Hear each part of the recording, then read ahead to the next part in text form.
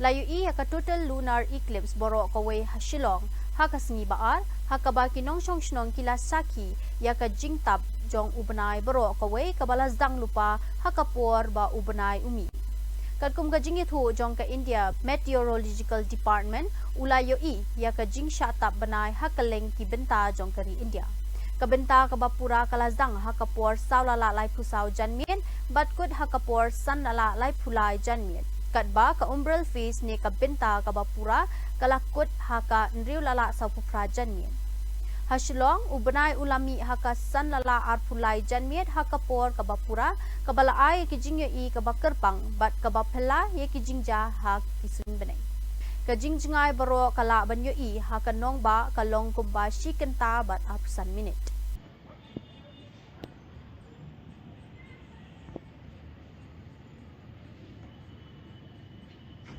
Actually, since we've seen a lunar eclipse, so yeah, we were quite excited to look for the lunar eclipse, and yeah, it's a nice experience.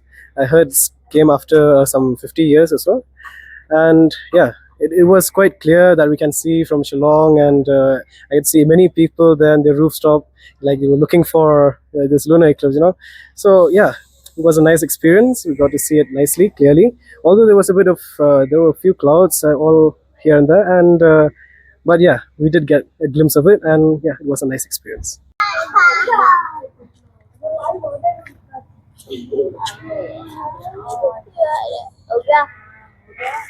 ग्रहण देखने आई हूँ। तो जब मैं बाहर आई थी तब तो दिखा, थोड़ा शुद्ध होते हुए देखा हमने, और बच्चे भी बहुत एक्साइटेड है, इसने भी देखा ना। अभी तो खैर नहीं दिख रहा है, स्टिल कुछ तो दिखा।